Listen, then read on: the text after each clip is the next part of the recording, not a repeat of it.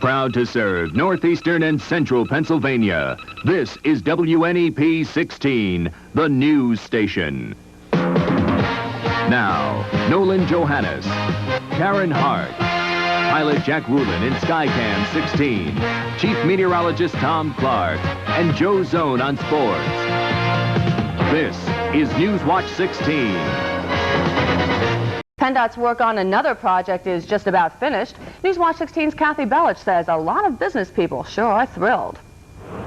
The Greenridge Street Bridge is finally open to two-way traffic, and the owners of the nearby businesses sure are glad. PennDOT closed the bridge completely last August to do some badly needed repair work, but when the closing almost closed down the businesses on both ends of the bridge, it was open to one-way traffic.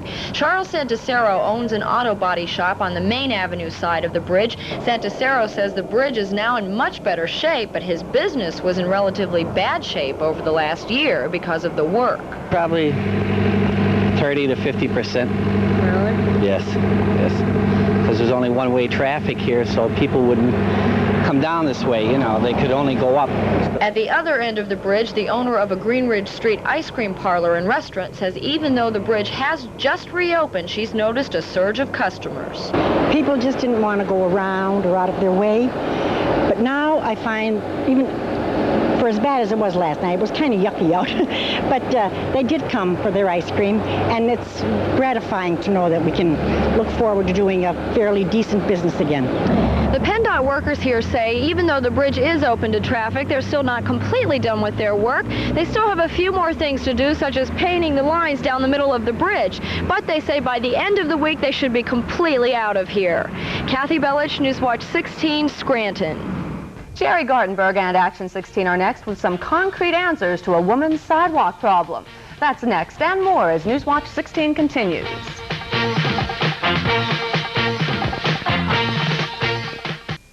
The day of the wheel is August 13th. If you ever added a new room onto your home or made some other kind of improvement, you know the important thing is seeing that you get exactly what you want, when you want it, and for the price you agreed to pay. A Jessup woman who says she's had problems with a contractor turned to Action 16 and Gerry Gartenberg for help. In 1981, Maria Dominic paid the Covello Construction Company of Dunmore more than $900 to put in a driveway and new sidewalks outside her Jessup home.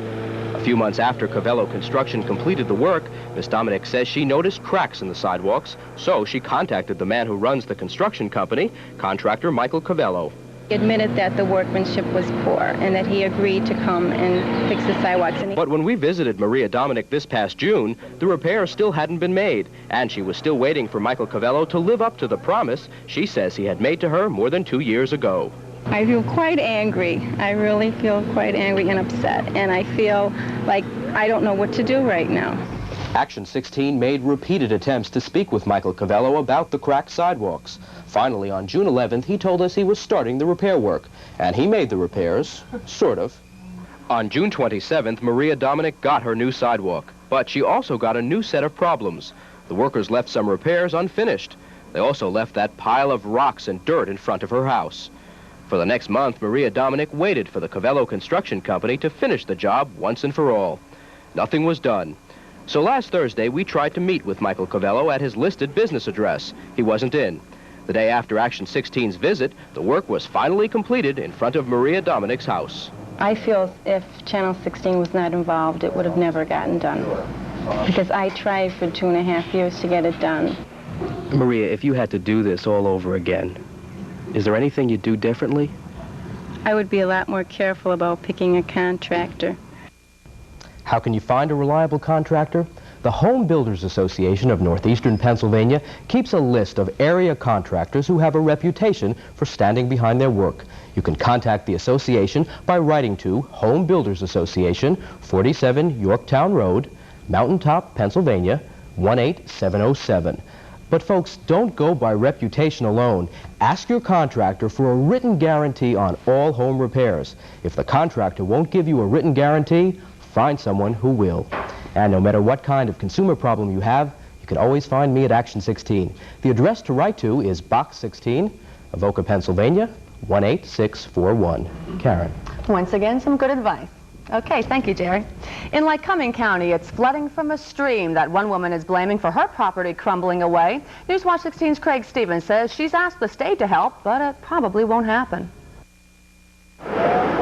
Sherry Flexer of Bodines is quite probably the only flood victim in our area hit by a storm last week. Just look at the mess here on her property north of Williams-Barre, all caused by a freak summer storm that dumped 7 inches of rain on the mountain behind her house, swelling a small stream that runs through her yard. Sherry says it only took a matter of hours for this little stream to become a raging torrent, eroding the banks and moving this heavy wooden bridge out of place. And take a look at this. The stream deposited hundreds of tons of rocks and debris in her front yard. The stream itself changed course. It's now where her driveway used to be. Sick. We just got done cleaning up from the February. Wednesday night, the driveway was regraded. All the landscaping just got done Wednesday night, and then 24 hours later, another disaster. All the rubble here came from 3,500 acres of land owned by the state. Since it's now on her property, she figures it's the state's responsibility to clean it up. This is the state's rocks. They should come up and clean them up. Well, something has to be done. Every cent I have is in this place right now, and they don't want to be responsible for anything. But the State Forestry Department tells me, although they feel sorry for Sherry and the approximate $10,000 damage she has, they can't and won't help her. That's because freak storm damage like this is considered an act of God, something taxpayers aren't responsible for. Ready to move out. That's what we're ready to do. Just pack up and go and just let it sit here as it is. Craig Stevens, Newswatch 16, Bodines. Our chief meteorologist, Tom Clark, is next with a forecast. Tom, I hope no more storms on the way. That's the last thing you want to hear me talk about tonight. That's is more for rain. Sure. Yes. Look at the look on her face. Jeez. Find out if there's any more rain on the way when we come back.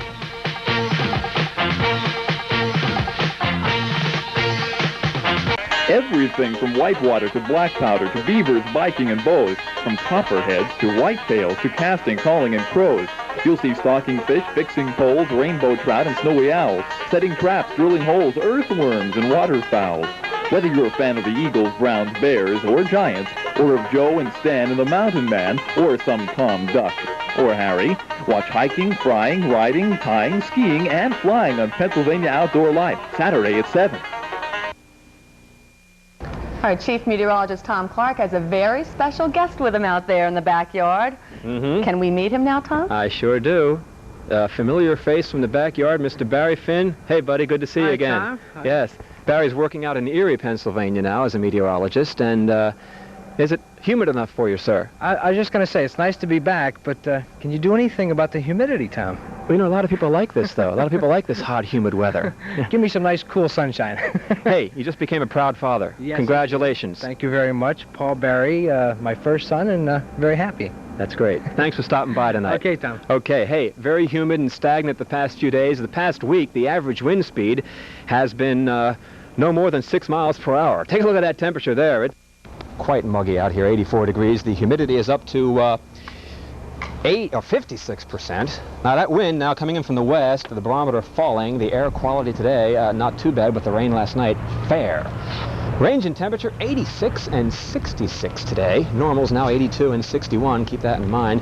100, the record high set way back in 1918, and a cool, refreshing scene there from near Honesdale up in Wayne County. A lot of water in that stream. Here's the normal trend in temperature for the month of August. Now we're at 82 and 61 for this date, but look, by the end of the month we get down to 77 for highs, and the normal low by the end of the month, 57 degrees. So if you don't like the heat and the humidity, just wait a while, okay? We're on the downward trend now for the normal temperatures. Now here's the latest Newswatch 16 color satellite radar image coming up. Now take a look here. No thunderstorms in the area now. Even out to the west I don't see. Well, there may be a small shower developing up that way, but basically rain-free at this hour, but it may not stay that way for the duration of this night. Now, here's the Newswatch 16 color satellite picture. It was just taken an hour ago, and you can see a thunderstorm over the southern Susquehanna Valley. The brightest white is where the clouds are highest in the atmosphere. Now, there is a little line up here that's going to be shifting down over the state tomorrow, and that's going to bring us a greater chance for rain here tomorrow than what we had today. Most places, I think, will see some rain. But the cold air is staying up in Canada, no cooling in sight for the balance of this week. Maybe a slight drop in humidity by Wednesday, but no big change in the temperature department. Heavy thunderstorms down in Texas there. Here's my forecast for tonight. A stuffy kind of a night. Keep the fans going, the air conditioners humming away. Maybe a shower or a thunder shower later tonight, especially to the north. Temperatures around the area tonight only holding about the upper 60s for lows, about 65 down in Maria, Schuylkill County. And in Larksville, I want to say happy birthday to Linda, watching tonight, 8 years old today. Okay, now, for tomorrow, it goes like this. A couple of downpours around tomorrow. It may rain quite hard, scattered thunder showers around. Hello to Jean, watching tonight from Bangor, okay? 87-year high. Temperatures, as you can see, well into the 80s tomorrow. Now, for sunrise and sunset, it looks like this on a Tuesday. 6:06, the sun comes up. The sun sets now at 8:15. Okay. Showers around tonight. Later on, a couple of showers, some fog by morning. Also, thunderstorms tomorrow. Look at Wednesday. Pretty nice day, 83. Still warm, though, as we head to the latter part of the week, way back into the 80s once again. So, Karen, just keep thinking cool thoughts, okay? Okay. And our congratulations to the proud papa out there. Wasn't that great? Yeah. Ah, that's terrific. See you later, Tom. Okay. Joe Zone is next on Newswatch 16 with today's Olympic action, plus highlights from today's big showdown between the Cubs and the Mets. Sports is next.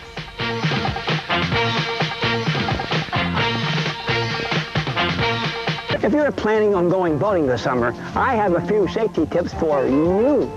When stepping aboard a boat, grab the sides and keep your weight low and towards the center. Never stand up or hang your legs or arms over the sides. Wear an improved personal flotation device. And remember, don't overload your boat so we can all enjoy a safe and happy summer season. Joe Zone is ready to tell us about week 2 of the Olympics. Yeah, weather department. All these guys coming back. Barry Finn back as a father. Last week, Paul Douglas got married. Maybe I can find out if Tom Verrato brought a pet or something. We'll keep this going. Home week, right? 15 events scheduled today at the Olympics. Track and field will lead the way with 8 gold medals before it's all over tonight. Have you noticed how every day there seems to be some dramatic Olympic moment, something that sticks out from the rest of the competition? People are still talking about this finish yesterday in the first ever women's marathon. Sweden's Gabriella Andersson-Schei struggling through exhaustion to finish. And I just thought by myself, I don't want to collapse in the middle of the stadium. And so I just tried to get going and see if I can make it over that finish line. Spectacular dedication in a race roughly 26 miles and 265 meters shorter than the marathon. Evelyn Ashford made her dream for a gold come true with a new Olympic mark in the women's 100-meter.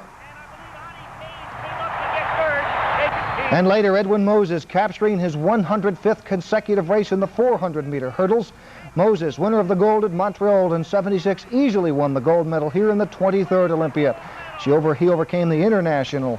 Spectacular stuff, and even as his wife was overcome with joy. And in rowing, a pair of Americans surprised the competition. A victory in the 2,000-meter double sculls. Paul Enquist on the left, Brad Lewis, the winning combination. In volleyball, the U.S. women advanced to the final with a win over Peru. They'll be going for a gold medal. Now, you'll also have a chance tonight to see for the first time synchronized swimming. That's the technical term. It's really ballet in the water. Let's take a look as we go inside the Olympics. It takes tremendous strength just to get your shoulders out of the water, much less to achieve heights like this. Rocketing is the vertical ascent, high out of the water, feet first, above her hips to her waist, then re-entering the water with hardly a ripple. She then jumps out, rising to hip height. Her re-entry, again, hardly seems to disturb the surface of the pool. Once again, with a spectacular split. Synchronized swimming. Our exclusive coverage continues tonight by 7 o'clock. Well, the Mets and the Cubs are going to toss first place around for the next few days. This afternoon, the first of 4, and a sweep by either team, of course, would open up a big lead. Check the highlights from this afternoon's game. Cubs go to work early. Keith Moreland with a single. Reinberg scores, and that makes it 1-0. Jody Davis follows with a double. That'll score Matthews and Moreland, and the Cubs leading the Mets early, 3-0. Davis follows with a home run. The Cubs go on top, 6-0. Go to the board. Here's where it is now. In the 6th, Chicago 7, the Mets 3. Tonight, the Phillies at Montreal. And in the American League, first of a doubleheader. Interesting story. Boston and Detroit, no score in the second. You know that the Tigers have lost 4 games in a row. The Red Sox have them 4 times in the next 2 days. And if ever you needed an excuse to root for Boston, and you usually do, this is the time to do it. Things could tighten up. The Tigers maybe not quite so invincible. That's all of it. Give tonight your best shot. I'll see you during and after our Olympic coverage. You know, it's a good thing we have the shift we do, because before work you get to see some of the sports so you don't really get to see a lot of in the Olympics. Today we had some fencing, some men's field hockey. Really good coverage. And they'll have some of that tape stuff for those poor people who have to work during the day, so they can see some of that stuff tonight during the live stuff. Good. Okay. Thank you, Joe. Alrighty. Well, the circus is in town, and we'll take you there to see what makes one juggler tick. We'll raise the big top as Newswatch 16 continues.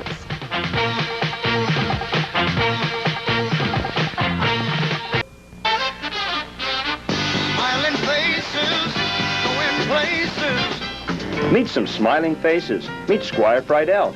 His face earns him a 6-figure salary, and tomorrow on PM Magazine we'll learn his secrets to commercial success. And meet the men who are giving Lady Liberty a facelift.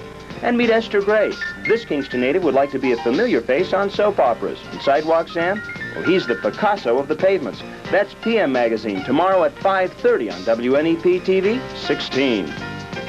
The tents went up today in Scranton for the world's largest circus under the big top. The Clyde Beatty Cole Brothers Circus is in town. Tonight and tomorrow, the Viewmont Mall on Route 6 will host elephants, clowns, and acrobats, all under this enormous tent. Will you see it? It's as long as a football field and 5 stories high. Shows will be held under this big top tonight at 8 and tomorrow at 4:30 and 8. But it's people who make the circus what it is. Newswatch 16's Marisa Burke tells us about one circus person who's hooked on juggling. You could say 26-year-old Michael Dione has the circus in his blood. Michael performs with his parents, juggling and doing acrobatics in the Clyde Beatty Cole Brothers Circus. This is what he has known all his life. When you're born into a circus, it's not like kids who go to school and stuff. I've done all my schooling through correspondence, and you learn as you grow up. You know, your parents start off by, making you do a handstand or stuff like that. Not making you, but I mean, just for fun and stuff like that. And eventually you do break into doing an act with your parents and all that, and it's because you want to do it. Michael has been in the rings with his parents since he was 4 years old. He says his father trained him, and as he grew up, so did his love for the circus life. When you're a little kid, they put you in the stroller, and you sit there and watch your parents work, and it's, like I said, it's a very close-knit family situation there. When I do get married, it will be with the circus theme, of course, and my kids will be in it just the same way I'm in it, because I'm sure they'll feel the same way I do, It's not something that you say, well, I think I'll go into the circus. It's a way of life. Michael says he likes traveling from town to town, like coming here to Scranton, and like his parents, he just looks forward to having a long, healthy life in this business. Marisa Burke, Newswatch 16, Scranton. And that's Newswatch 16 for this Monday. Be sure to join us tonight on The Update when we'll tell you about a special education program to help teenagers rise to their potential. For the entire team, including Nolan, who's off, I'm Karen Harch. Enjoy your evening.